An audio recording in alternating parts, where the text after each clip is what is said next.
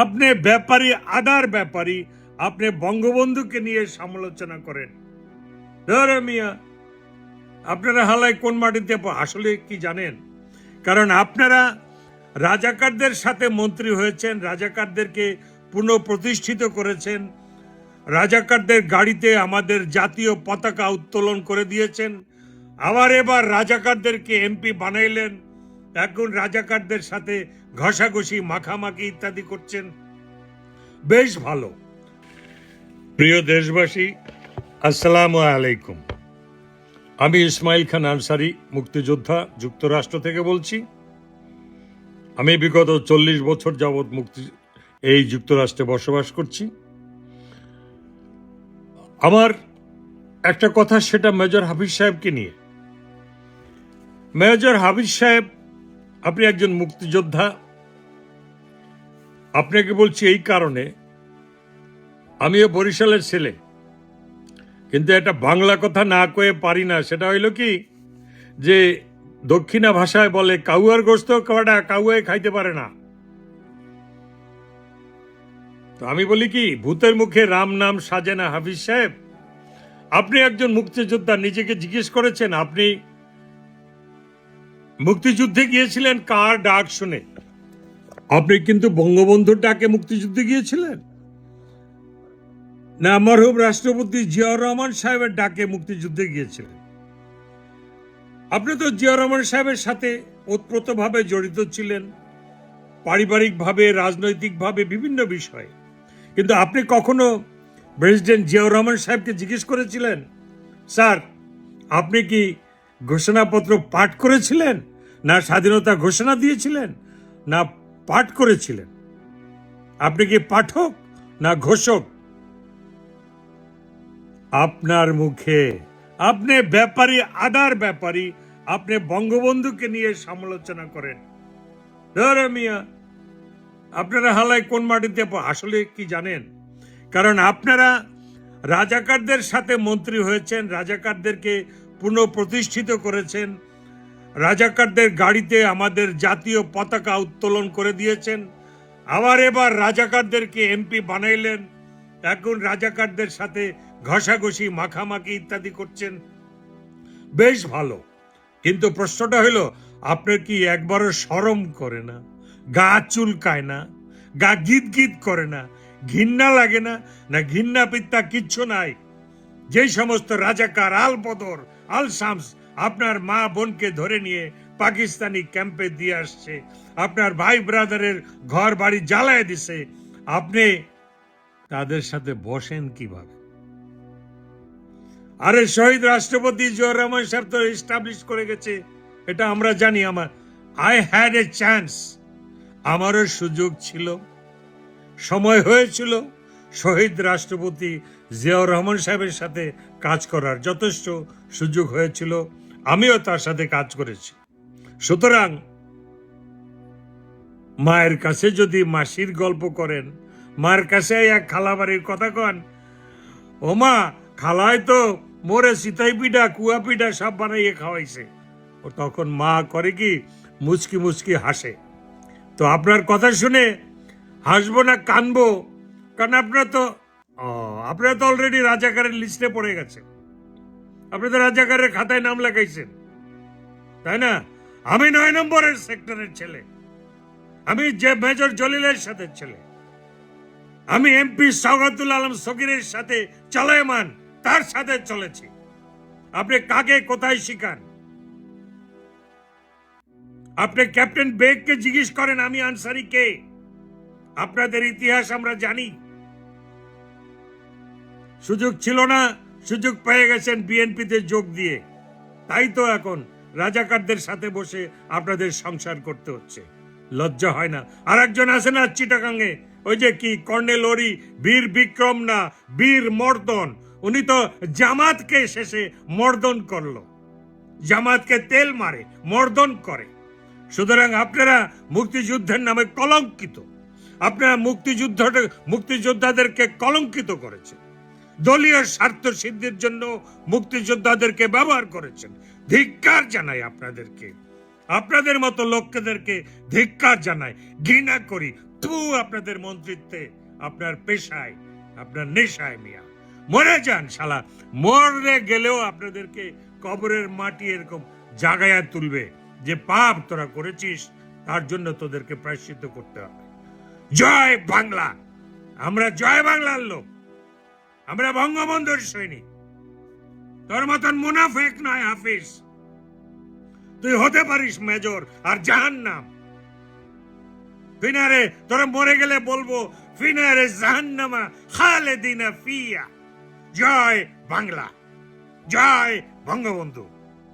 জয় Bangla slogan দেয়ায় তরুণীকে গ্রেফতারের ঘটনায় সমালোচনা করেছেন বাংলাদেশ মুসলিম লীগের সভাপতি মহসিন রশিদ। ফেসবুক স্ট্যাটাসে তিনি বলেন, জয় বাংলাকে অপরাধ গণ্য করা হলে আমাদের পাকিস্তান জিন্দাবাদে ফিরে যাওয়া উচিত। মহসিন রশিদ বলেন, জয় বাংলা স্লোগান দেওয়ার জন্য পুলিশ কিভাবে একজন তরুণী ও শিশুদের গ্রেফতার করতে পারে তা বুঝতে পারেন না তিনি। আরে ভাই, দেশ আমার, দেশের জনগণ আমার, আর আমার দেশের জনগণ কিভাবে ঘুমাবে, কি খাবে, সেটাও নাকি টার্ম ঠিক করে দিবে। ইউনূস সাহেব ক্ষমতা ছেড়েছে, ভিভিআইপি মর্যাদায় আছে, এই ইউনূস দেশ ত্যাগ করতে দেওয়া হবে না।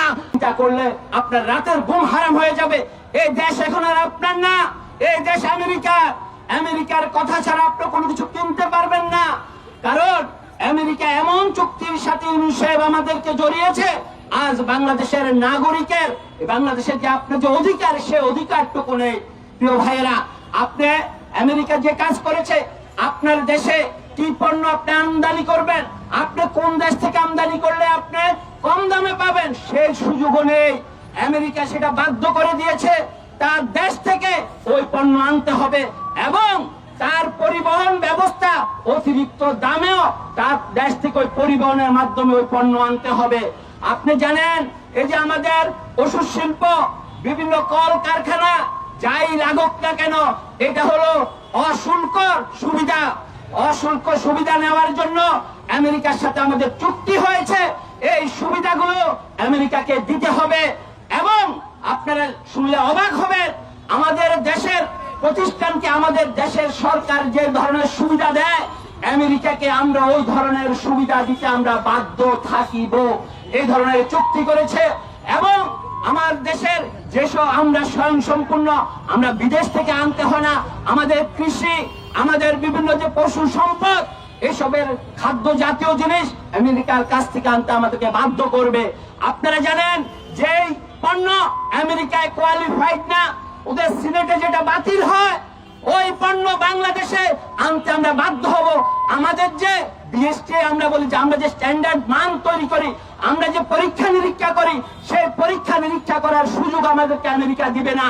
তারা আমাদেরকে যে পণ্যই দেয়, সে বিলযুক্ত হোক, সেই পণ্য আমাদেরকে খেয়ে মরতে হবে। প্রিয় ভাই ও বোনেরা, এর বিরুদ্ধে আমাদেরকে রুখে দাঁড়াতে হবে। যে চুক্তি হয়েছে, আমি আপনাদের সাথে 2 ঘন্টা কথা বললেও সেই চুক্তি এখানে বিশ্লেষণ করে শেষ করা যাবে না। আমরা ছোট আকারে আপনাদের কাছে আসছি। আপনারা জানেন, 14টি বোয়িং বিমান 1,80,000 কোটি টাকা দিয়ে তাদের কাছ থেকে আমাদেরকে কিনতে বাধ্য করা হচ্ছে। 1,80,000 কোটি ডলার। আপনি বুঝতেছেন এটা কত টাকা? আমাদের বাংলাদেশে যে প্রতি বছর বাজেট হয়, এটার অনেকাংশে এক একটি বাজেটের কাছাকাছি চলে যাচ্ছে। তাই প্রিয় ভাইওরা, আমাদের যে প্রত্যেক যে বাজেট, প্রতি বছরের উন্নয়ন যে বাজেট, আমরা সেটা এখানে করতে পারি, কিন্তু আমেরিকা আমাদেরকে বাধ্য করছে যে পণ্য আমাদের দরকার নাই। আবার তারা আমাদেরকে বাধ্য করছে আমার দেশের শিল্প কলকারখানাকে আমরা যে ধরনের সুবিধা দেয়, ভর্তুকি দেয়, সেটা নাকি আমরা দিতে পারবো না। আরে ভাই, দেশ আমার, দেশের জনগণ আমার, আর আমার দেশের জনগণ কিভাবে ঘুমাবে, কি খাবে, সেটাও নাকি ট্রাম্প ঠিক করে দিবে।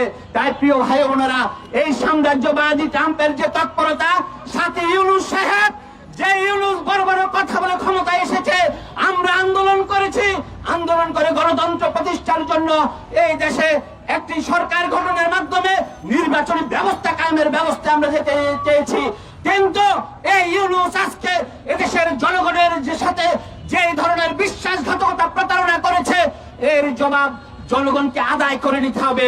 ইউনূস সাহেব ক্ষমতা ছেড়েছে, ভিভিআইপি মর্যাদায় আছে, এই ইউনূস দেশ ত্যাগ করতে দেওয়া হবে না। বাংলাদেশের জনগণ ইউনূসকে বাংলার মাটিতে বেঁধে রাখতে হবে, না হলে এদেশের জনগণের মুক্তি মিলবে না। তাই প্রিয় ভাই ও বোনেরা, আসুন আমার দেশকে রক্ষা করতে হবে। বাংলাদেশে আওয়ামী লীগকে পুনর্বাসন করার লাগে যদি আমার কোনো আন্দোলন সংগ্রাম অংশগ্রহণ করা লাগে এর জন্য আমি 24 ঘন্টায় প্রস্তুত আছি। কারণ আওয়ামী লীগ সরকার যা করে দিয়ে গেছে 100 বছরে কেউ করতে পারবে না। এই যে মেট্রো রেলটা এটা কিরা বানাইছে? আওয়ামী লীগ সরকার বানাইছে। দেশে যে উন্নয়ন করে গেছে, আজ দেশে যে হাহাকার, আর এগুলোর লেগে আমি বর্তমান সরকারের দোষ দেবো না, এগুলোর লেগে ডক্টর ইউনূস দায়ী। কারণ এগুলো দেশের সার্বভৌমত্ব নষ্ট করে দিয়ে গেছে। একজন জাতীয় সুদ করে কেন এই দেশে আসলো? প্রথম কথায় বিভিন্ন দেশে সুদের ইন্টারেস্ট পায় এবং শেখ হাসিনা এত কিছু দেওয়ার পরেও কিন্তু সয়নাসার নাম দিয়েছে। এই বাংলাদেশের মানুষই শেখ হাসিনাকে বাংলাদেশে আনবে, এতে কোনো ভুল নেই। শেখ হাসিনা গণহত্যার সাথে জড়িত, লুটপাটের সাথে জড়িত। সেই শেখ হাসিনাকে বাংলাদেশের মানুষ কেন ফিরিয়ে নিয়ে আসবে? গণহত্যা বলতে কিছু নেই এখানে। গণহত্যা বলতে এখানে সাধারণ মানুষের ব্রেন ওয়াশ করা হয়েছে। এখনো তো হত্যা হচ্ছে, ইউনূসের আমলেও তো হত্যা হয়েছে। এগুলো কারা করেছে? তাহলে হত্যা কোনো কিছু নেই। এরকম হত্যা বাংলাদেশে বহুত হয়েছে। রাজনীতির প্রেক্ষাপটে এটা মানুষের ব্রেন ওয়াশ করে সাধারণ মানুষের ভুল বোঝানো হয়েছে। কারণ এই আন্দোলনটা আপনি যদি দেখেন, কোটা আন্দোলন ঢাকা বিশ্ববিদ্যালয় থেকে সর্বপ্রথম আন্দোলন শুরু হয়। একজন শিক্ষার্থী ঢাকা বিশ্ববিদ্যালয়ে মারা যায়নি, প্রথম কথা। আর এই কোটা আন্দোলনের পিছনে ছাত্রদের দাবি ছিল একটা চাকরি, কিন্তু এরা মন্ত্রী চেয়ারে বসেছে, এরা এমপি হয়েছে, এরা সংসদ ভবনে গেছে, এরা এখন BMW নিয়ে ঘোরাফেরা করে, আইফোন ব্যবহার করে, এরা রেজিস্ট্রেশন হোটেলে যায় খাবার খায়। এগুলো ভাই এদের কাছে আশা করিনি। কারণ এরা যদি ভালো কিছু করতো জাতির জন্য, তাহলে মানুষের জাতির শিক্ষা সন্তান হিসেবে স্বীকৃতি দিত। আমাকে রেজাকার বলার আগে আপনি খালেদা জিয়ার ইতিহাসটা একটু জানবেন। এই বেগম খালেদা জিয়া জামাত ইসলামের নেতাদেরকে মন্ত্রিত্ব পদ দিয়েছেন, তাদের গাড়িতে জাতীয় পতাকা তুলে দিয়েছেন। এই খালেদা জিয়া প্রধানমন্ত্রী, তিনি জামাত ইসলামের বড় বড় নেতাদেরকে নিয়ে গোল টেবিলে বৈঠক করতেন। সাহস করে তো খালেদা জিয়াকে রেজাকার বলতে পারেন না। আমার নরম পাইছেন, আমি হকারি করি, এর লেগে রেজাকার বলেন আমারে? আরে ভাই, রেজাকার বললে ওখানে বলেন, আমারে বলেন কেন রেজাকার? আপনি তাদের রেজাকার বলেন, আমাকে রেজাকার বলেন কেন? ভাই, আমি তো আপনাদের উপরে জিদ করতেছি। এখন জামাত ক্ষমতা আসতে আমি কেন বলতেছি? কারণ আপনারা জামাতের সাথে জোট করেন, জামাতের সাথে খানা খান, জামাতের সাথে ইফতার করেন, আবার কিছু সময় পরে জামাতকে আবার রেজাকার করে। এটা তো আইওয়াস। জামাত ইসলামকে রেজাকার বলার উদ্দেশ্য হচ্ছে জনগণকে ধোঁকা দিয়ে বোকা বানানোর ফায়দারা, সুবিধাবাদী দালালরা। জামাত ইসলাম যারা করে তাদের নেতাদের ফাঁসি দিয়েছে, অনেকের ফাঁসি হয়ে গেছে। যদিও দেলওয়ার হোসেন সাইদি সাহেবকে আমি ভালোবাসি, অন্যান্য নেতাদের সম্বন্ধে আমি কিছু বলবো না, সেটা সবাই জানেন, দেখেন, বুঝেন। আমি আসলে ওই বিষয় নিয়ে কথা বলবো না, যেহেতু উনারা অনেকে আলেম ওলামা, মুখে দাড়ি ছিল, টুপি ছিল, আমি সম্মান করি মুসলমান হিসাবে, কিন্তু উনারা তো পাকিস্তানের পক্ষেই ছিলেন, সেটা সবাই জানে, আমিও জানি, আপনিও জানেন, এই দেশের প্রত্যেকটা মানুষ জানে। কিন্তু আমার প্রশ্ন হচ্ছে, আমার দেশের যে বড় বড় রাজনীতিবিদ নেতা নেত্রীরা, তারা যদি জামাতের সাথে এক টেবিলে বসে খানা খাইতে পারে, জামাতকে নিয়ে রাজনীতি করতে পারে, তখন তো আপনার মুখ থেকে রেজাকার বাইর হয় না। ও আমারে নরম পাইছেন, আমি রাস্তায় বই বেশি, এর জন্য আমাকে রেজাকার বলবেন? এটা তো দুর্বলের উপরে মিয়া সবলের অত্যাচার মিয়া। আপনি তো সবচেয়ে বড় মাথা মোড়া মূর্খ। এই জন্য আমি জামাতে সাপোর্ট করি। হ্যাঁ, জামাতে ক্ষমতা আসা দরকার, আপনাদেরকে শিক্ষা দেওয়া দরকার। উচিত কথায় তো বন্ধু বেজার, গরম বাতে হলো বিলাই বেজার। 3টা সন্তান আছে মেয়ে আমার, যে আমার যদি কিছু হয়ে যায় আমার পরিবার কে চালাবে বা আমার সংসার কিভাবে চলবে, আমি গরিব মানুষ, এত কথা বলার দরকার কি? অনেক সুশীল বাবুরা আমার জ্ঞান দেয় যে আপনি গরিব মানুষ, ভাই থাক মিয়া, এই দেশে আপনি একলা কি করতে পারবেন? আপনার এত বক বক করার কি দরকার? মানে এইভাবে জোরে চিল্লায়া কথা বলার। আসলে কি জানেন, এদের কথা হচ্ছে দেখবা, শুনবা, কথা বলবা না, কোনো বিপদে পড়বা না। এরাই এই কথাগুলো বলে। কি হচ্ছে তাদের কথা হচ্ছে, আমরা দেখবো, শুনবো, কথা বলবো না, কোনো বিপদে পড়বো না। যখন যে সরকার আসে সে সরকারের সাথে চাটামি করবো একটু সুবিধা নেওয়ার জন্য। ওরা তো আমার সাথে 70,000 গুণ বেশি দালাল। আরে আমি তো আমি তারেক রহমানের সমালোচনা করেছি নির্বাচনের আগে, তারেক জিয়ার ওপেন সমালোচনা করেছি। অনেকে বলতেছে তোমার বিএনপি লোক মাইরা ফেলাইবো। আমি ভাই, আমার হায়াতের মালিক কি বিএনপি বা তারেক রহমান? আমি সাইফুলের হায়াত এবং মতের মালিক কি তারেক রহমান না বিএনপি না আওয়ামী লীগ না জামাত? যে আমাকে ওরা মেরে ফেলবে না। যদি তারা আমার উপরে পিছন থেকে আক্রমণ করে, তাহলে যেটা কাপুরুষের মতো সামনের থেকে আক্রমণ করবে, মানুষ ভিডিও করবে, সারা বাংলাদেশ দেখবে যে হকার সাইফুলকে হত্যা করা হয়েছে রাজপথে। কেন? সে সব সময় সত্যের পক্ষে কথা বলেছে। আমার এর চাইতে বড় সৌভাগ্য আর হতে পারে কিনা? এইরকম মৃত্যু আমি চাই। আমি চাই, হে বাংলাদেশের সন্ত্রাস সাদাবাদ যারা আছো, আমাকে রাস্তায় মেরে ফেলো। আমি আজকে শেষবারের মতো বলবো মিডিয়ার সামনে, প্রিয় দেশবাসী, আপনারা আমার জন্য দোয়া করবেন। আমি বলতেছি, যদি কারো বুকের পাঠা থাকে, বাংলাদেশের আওয়ামী লীগ, বিএনপি, জামাত, এনসিপি, যদি কারো সৎ সাহস থাকে, আমি রাস্তায় যাত্রাবাড়িতে হকারি করে বলে দিলাম আমার ঠিকানা, আইসা আমাকে ডাইরেক্ট শুট করে দাও, আমি চলে যাবো আমার মালিকের কাছে। কিন্তু তারপরও তোমার মতো সন্ত্রাস চাঁদাবাজ মাস্তানের কাছে আমি মাথা নত করবো না। আমার মালিক আল্লাহ, আমি আল্লাহর গোলামি করব, তোমার গোলামি আমি করব না, পয়সা দিলেও করব না। জুলাই সনদ যে একটা রাষ্ট্রদ্রোহিতার সনদ, আজকে এটা আমি দেখাবো। একটা সনদ বানিয়েছে যেই সনদ নিয়ে আদালত প্রশ্ন করতে পারবে না। একটা সনদ বানিয়েছে যা সংবিধানের চেয়ে বড়, পার্লামেন্টের চেয়ে বড়। এই সনদ জামাত বলেছে ডেপুটি স্পিকার পদ নেবে না, তারা জুলাই সনদ অনুযায়ী পুরা প্যাকেজ নেবে। বাংলাদেশের জনগণ ম্যান্ডেট দেয়নি, তারা সকল ক্ষেত্রে তাদের অংশগ্রহণ চায়। কিভাবে চাই? বলতেছে বিচারক নিয়োগে জামাতের মতামত নিতে হবে। উনি শুধু অপকর্ম করেছেন, উনি কোনো কর্মই করেন নাই। আপনার দেশ বিক্রি করে দিয়েছেন। ইউনূস সাহেবের যত অপকর্ম আছে সবগুলি তদন্ত হওয়া দরকার। একটি কমিশন গঠন করা দরকার। Under the commission of inquiry act গঠন করে ইউনূস সাহেবের যত অপকর্ম আছে সবগুলি তদন্ত হওয়া দরকার। ওর মধ্যে উনি কি প্রধানমন্ত্রীর কাজ করতে পারতেন কিনা, 106তে শুধু শপথ নেওয়ার পারমিশন দিয়েছিল অ্যাপেলেট ডিভিশন, কিন্তু উনি কিভাবে তার প্রধান হলেন? উনি যেসব কাজ করেছেন উনি আর ওনার সরকারের লোকজন, এই সব তদন্ত হওয়া দরকার জনগণের জন্য, রাষ্ট্রের জন্য। নইলে এর পরে আবার এরকমই হবে, কেউ এসে দখল করে বসবে। আমি এটা সরকারের বৈধতা নিয়ে, তার কারণ হচ্ছে উনি প্রধানমন্ত্রী ছিলেন, তো প্রধানমন্ত্রীর কাজ করেছেন। এই সব বিষয় এটার মধ্যে আছে। It's a big writ petition. এর মধ্যে আমার নোটিশ ছাড়া আর কিছু নাই। It's a big writ petition.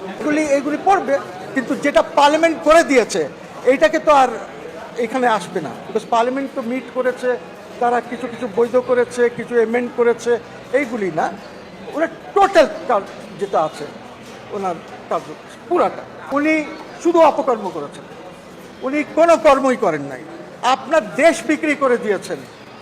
এখন নাকি শুনছি যে বিএনপি আর জামাতের সাথে আলোচনা করেই দেশ বিক্রি হয়েছে, আমেরিকার সাথে যে চুক্তি হয়েছে, এই চুক্তিটি টোটালি অবৈধ।